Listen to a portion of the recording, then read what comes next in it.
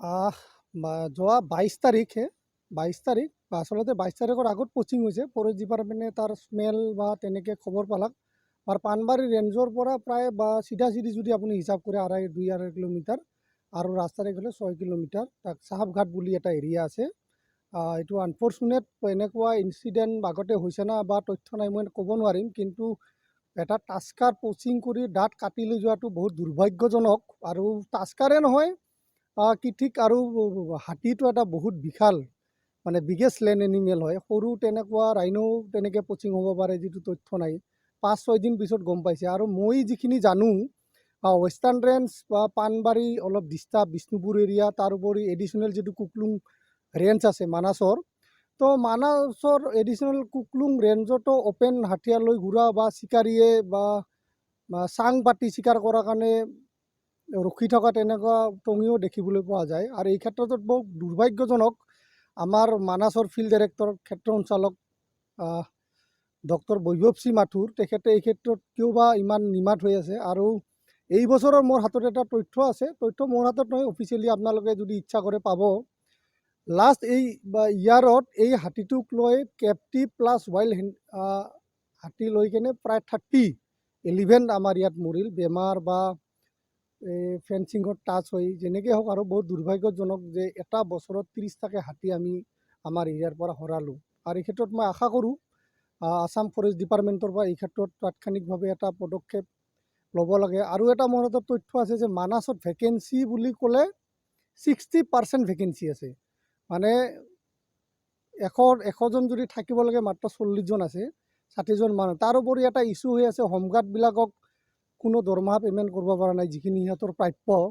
আৰু হোমগাৰ্ডবিলাকেও মানে মাৰ্চৰ মাহত ওলাই যাম বুলি কৈ আছে। আৰু সেইটোৱে যদি কাৰ্যকৰী কৰা হয়, তেতিয়াহ'লে মানাছৰ ক্ষেত্ৰত বহুত ক্ষতিকাৰক হ'ব। আৰু মানাছ আগৰ সেই 2099ত বা 90ত যিটো চিন হৈছিল, তেনেকুৱা চিন পুনৰ ঘূৰি আহিব। ৰাষ্ট্ৰীয় উদ্যানত কিছুদিন আগতে আমি দেখিবলৈ পাইছিলোঁ যে আমাৰ ইয়াতে ৱেষ্টাৰ্ণ ৰেঞ্জ পাণবাৰীত 75 কেজি হৰিণা মাংস মানে মাৰি তেওঁলোকে মানে ধৰা পৰিল, হাতে লোটা ধৰা পৰিছিলে।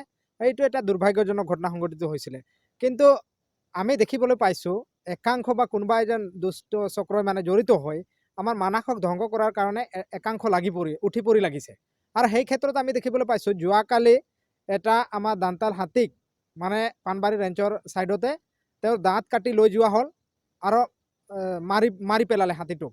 তো সেনেকুৱা এটা দুৰ্ঘটনা সংঘটিত হ'ল। এইটো খুবেই দুৰ্ভাগ্যজনক। আৰু আমি সদৌ অসমবাসী ছাত্ৰ সন্থা তথা আমাৰ ইয়াতে বিভিন্ন দল সংগঠন আমি দুখ প্ৰকাশ কৰিছোঁ। আমি চৰকাৰক দাবী উত্থাপন কৰিছোঁ, যিটো টাইমত আমাৰ যি নেকি চোৰাং চিকাৰী মানে বন্ধ হৈছে, যিটো টাইমত চোৰাং চিকাৰী নাই বুলি আজি ঢোক বজাই আছে, গোটেই অসমত মানে এটা ভাল এটা পৰিৱেশ আহিছে, সেইটো টাইমত মানাসত কোন এটা দুষ্ট চক্ৰ এনেকুৱা জড়িত হৈ কাম এনেকুৱা সংগঠিত কৰিবলৈ লৈছে। এইটো আটাইতকৈ দুৰ্ভাগ্যজনক। কিছুমান টাইমত আমি দেখিবলৈ পাওঁ যে গড়ত কেতিয়াবা মৃত্যু হয়, তেওঁলোকৰ যুদ্ধ হয়। তো আমাৰ এইটো বৃদ্ধি হ'বলৈ ধৰিছে।